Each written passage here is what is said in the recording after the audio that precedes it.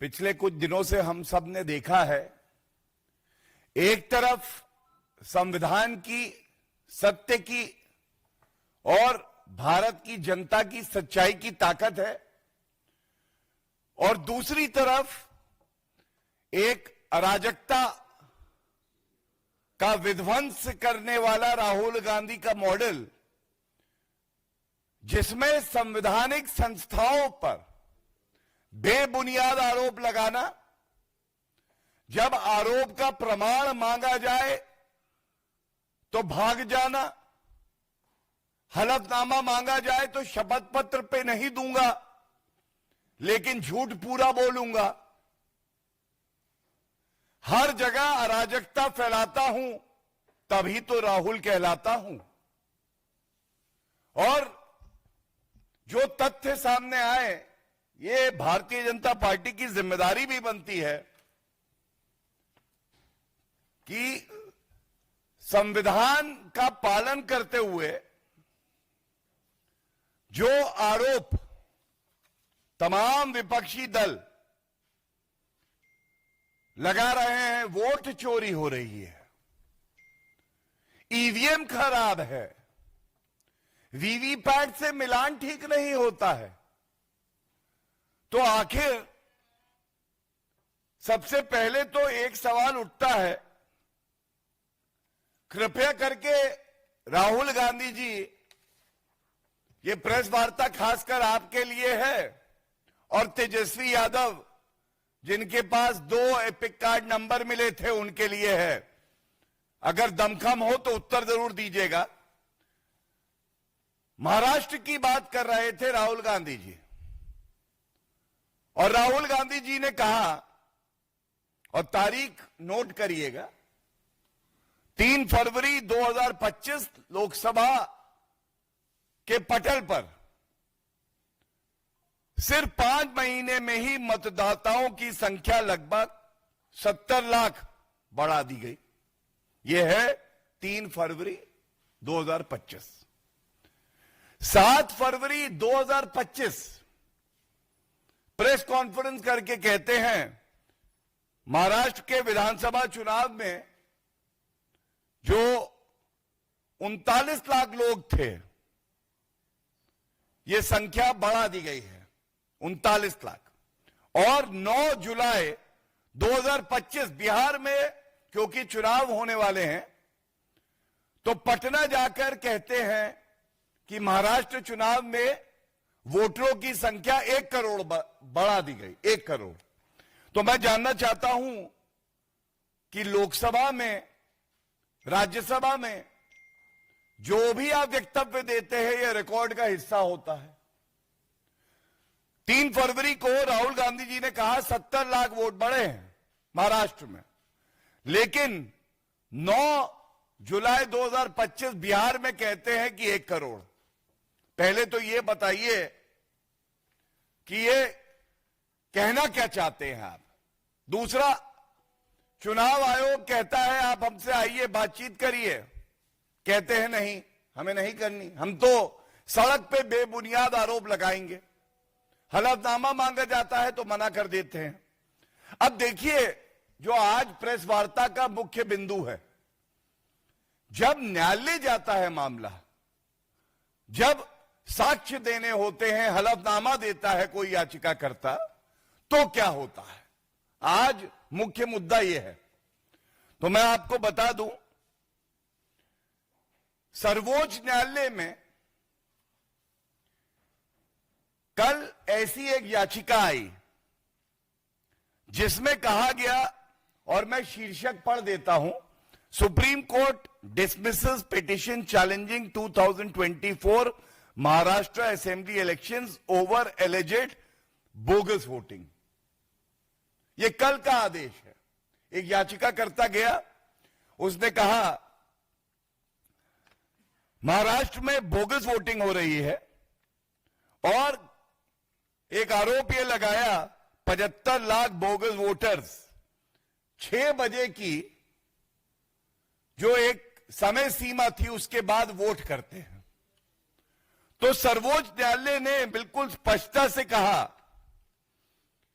कि इस याचिका में दम नहीं है और उसको निरस्त किया। पहला, ऐसे ही जून 2025 में बॉम्बे हाईकोर्ट में यही याचिकाकर्ता गए थे और याचिकाकर्ता ने कई ऐसे निराधार आरोप लगाए। उन्होंने कहा 95 ऐसी कॉन्स्टिट्यूएंसी हैं जहां पे गड़बड़ी हुई है। तो 2 न्यायाधीशों की खंडपीठ ने इस याचिका को निरस्त किया और एक बात जो कही, ये कुछ शब्द हैं, ये जो पिटीशन लगाई है ये बहुत ही कैजुअल तरीके से लगाई है, लापरवाही है इसमें। उसके बाद जो कहा, कोई भी टैंजिबल मटेरियल नहीं है हमारे सामने जिससे ये कहा जा सके कि बोगस वोटिंग हुई है या निष्पक्ष चुनाव नहीं हुए। और सबसे बड़ी बात है, न्यायालय ने कहा कि इस तरह की जब याचिकाएं आती हैं तो न्यायालय का जो बहुमूल्य समय है इसको नष्ट किया जाता है और यह दुरुपयोग है न्यायिक प्रक्रिया का। अब आप देखिए कैसे झूठ की, मोहब्बत की नहीं, झूठ की एक दुकान या शोरूम चला रहे हैं राहुल गांधी। और इसी से जुड़ा हुआ मुद्दा, न्यायालय में जाते हैं तो याचिका निरस्त हो जाती है, चाहे वो सर्वोच्च न्यायालय हो, चाहे वो बॉम्बे उच्च न्यायालय हो। लेकिन बड़ी पीड़ा से मैं एक बात कहूंगा, संवैधानिक संस्थाओं पे बेबुनियाद आरोप लगा दो, उनको नाम दे दो वोट चोरी कमीशन ऑफ इंडिया, तो सबसे बड़ा डकैत, सबसे बड़ा खानदानी चोर जो कि भ्रष्टाचार के आरोप में बेल पे बाहर है, आप देखिए कैसे ये लोग झूठ का व्यापार करते हैं। एक संस्था है, जिस संस्था के तथ्यों पर, डेटा पर राहुल गांधी संवैधानिक संस्था निर्वाचन आयोग पे आरोप लगाते हैं, वो संस्था है CSDS। अब मैं आपको दिखाता हूं, देखिए, बड़ी ध्यान से देखिएगा। एक ट्वीट किया जाता है CSDS के संजय कुमार जी, और तारीख नोट करिए 17 अगस्त 2025 4:14 पर। और क्या कहा जाता है? Some information of Maharashtra election, Maharashtra चुनाव की कुछ जानकारी साझा कर रहे हैं। असेंबली कॉन्स्टिट्यूएंसी नंबर 59 रामटेक, 2024 में इनके अनुसार लोकसभा में 4,66,203 वोटर थे और असेंबली में उसी जगह ये कहते हैं कि वोटर जो संख्या है वो 2,86,931 हो गई। कमी मतलब मर गए, लिखा है डिसीज्ड वोटर्स 1,79,272, -38.45%। दूसरी इन्होंने कॉन्स्टिट्यूएंसी दी, assembly constituency number 126 Devlali, number of voters in 2024 Lok Sabha 4,56,072, assembly constituency में घट गए 2,88,141 और कहते क्या है, डिसीज्ड वोटर्स 1,67,931, 1,67,931, डाउन बाय 36.82%। सब अचंभित रह गए, ये कैसे हुआ? सवाल उठने लगे। उसके बाद 19 अगस्त 2025 9:31 सुबह एक ट्वीट आता है और ट्वीट देखिए क्या है एक्सपोज पे। I sincerely apologise for the tweets posted regarding Maharashtra elections.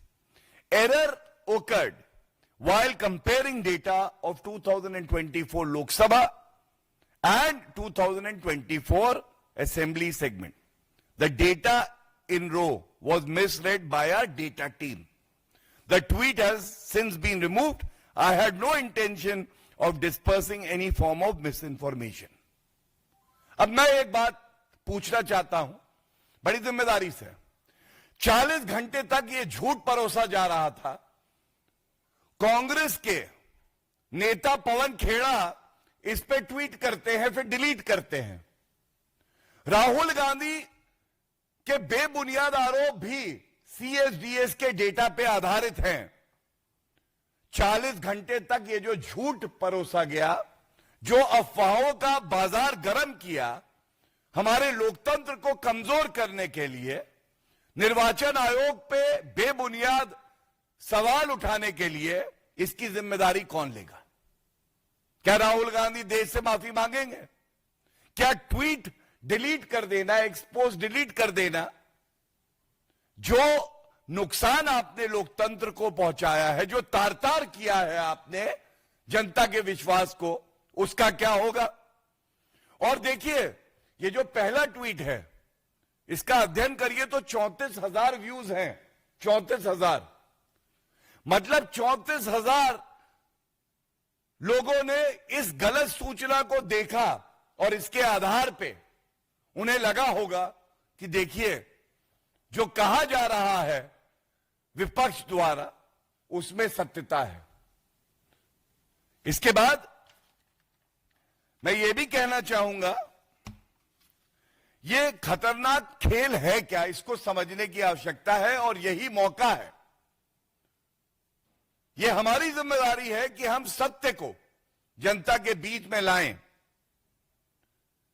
ये जो अपने आप को सर्वे संस्था बता रहे हैं, ये कुछ नहीं है, ये कठपुतली है राहुल गांधी जैसे नेताओं के हाथ में, जो जनता का विश्वास तो नहीं जीत पाते, लेकिन बेबुनियाद आरोप लगाने के लिए उनको ऐसी एक संस्था चाहिए जो कि फेक डेटा, गलत तथ्य परोसे और उसको फिर वायरल किया जाए और सोशल मीडिया पे और प्रिंट और इलेक्ट्रॉनिक मीडिया में कहा जाए, देखिए फलानी संस्था ने कहा है कि इस तरह से हमारे देश में जो चुनाव प्रणाली है उसमें धांधलेबाजी होती है।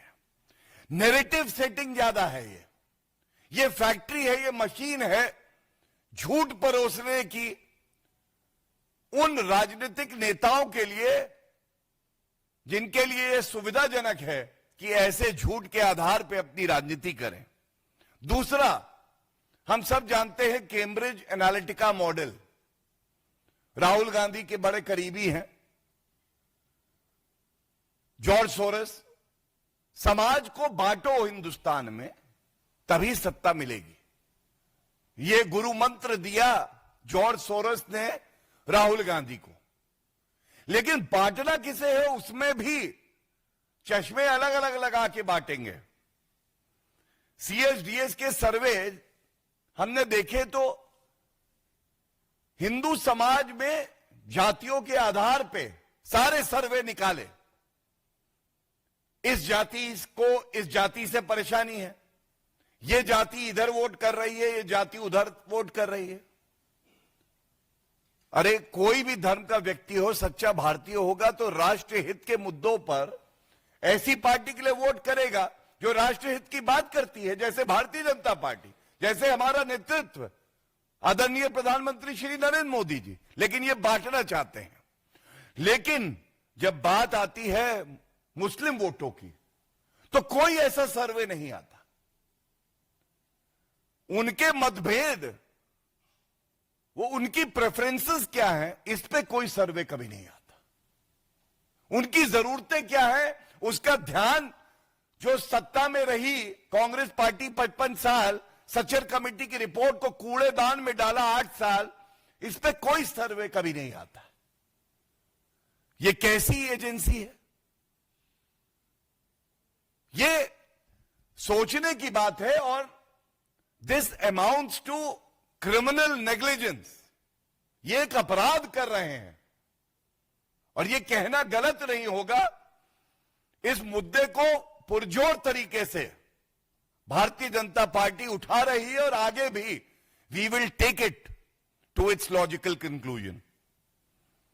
तीसरी बात, जैसा मैंने कहा, जॉर्ज सोरोस, फॉरेन फंडिंग इसलिए आती है कि भारत का जो चुनाव है उसमें हस्तक्षेप करें और वो पार्टियां जो कि राष्ट्रीय हित के विपरीत काम करती हैं, हमारी सेना पे सवाल उठाती हैं। जैसे राहुल गांधी ने कहा कि भारतीय सेना जो कि पूरे विश्व में सबसे शौर्य वाली सेना है, वो चीनी सेना से पिट गई। ऐसी ताकतों को मजबूत किया जाए और जो राष्ट्रवादी ताकतें हैं जो केवल देश हित की बात करती हैं, उन्हें कमजोर किया जाए। यह इनका एजेंडा होता है। और ये जो दो उदाहरण मैंने आपको दिए, संक्षिप्त में अगर रख दूं अपनी बात, न्यायालय जाते हैं तो मुंह की खाते हैं क्योंकि प्रमाण, साक्ष्य, हलफनामे, बयान सबको विश्वसनीयता के तराजू पे तौला जाता है और हाईली ट्रेन्ड जुडिशियल माइंड्स, जो हमारे देश की न्यायपालिका है, जो सबसे भरोसेमंद है, वो देखती है कि ये जो आरोप लगाए जा रहे हैं इनमें दम है या बेबुनियाद है। वहां ये लोग मुंह की खाते हैं। और दूसरा, जो एजेंसियां इनके झूठे नैरेटिव को बल दें तो उसे कहीं ना कहीं से ये उठाते हैं, समर्थन देते हैं और ये एक दूसरे का पर्याय है। ढोंगी राहुल और ये झूठी एजेंसियां, अगर ये शीशे में एक दूसरे को देखें तो चेहरे बिल्कुल एक जैसे हैं, जुड़वा भाई हैं ये, और ये चिंता का सबब है। इस प्रेस वार्ता के माध्यम से मैं ये जरूर कहना चाहूंगा कि हर नागरिक को संविधान ये हक देता है कि वो अगर सहमत नहीं भी है किसी भी संवैधानिक संस्था से तो अपनी बात व्यक्त करे। लेकिन डॉक्टर बी.आर. अंबेडकर जी ने कहा था, जब भारत को संविधान दिया, अब जो हमें समाधान का रास्ता खोजना है वो संविधान के तहत और जो न्याय प्रक्रिया है उसके तहत खोजना है। इसीलिए न्यायपालिका है। और चिंता की बात यह है, सर्वोच्च न्यायालय में एसआईआर बिहार में हमने देखा, इन्होंने उठाया सर्वोच्च न्यायालय में, 5 बार सुनवाई हुई। मैं स्वयं कोर्ट में सुनवाई में भागीदार था और सर्वोच्च न्यायालय ने रोक नहीं लगाई। और अगर रोक नहीं लगाई तो क्या ये जो विपक्षी दल है इनकी आस्था आज निर्वाचन आयोग को तो ये अपशब्द कहते ही हैं, सर्वोच्च न्यायालय में भी नहीं। ये चिंता का सबब है और इस मुद्दे को हम लोग आगे भी पूरी मजबूती से उठाते रहेंगे। और ये जो ढोंगी हैं, अराजक तत्व हैं, जो अपने आप को नेता प्रतिपक्ष कहते हैं, लेकिन दुर्भाग्य है देश का कि ये संविधान को तार तार करते हैं, संवैधानिक संस्थाओं पे झूठे आरोप लगाते हैं, इनका जो घिनौना चेहरा है वो जनता के समक्ष रखते रहेंगे। बहुत बहुत धन्यवाद। कोई प्रश्न? तुलसी मंडोला।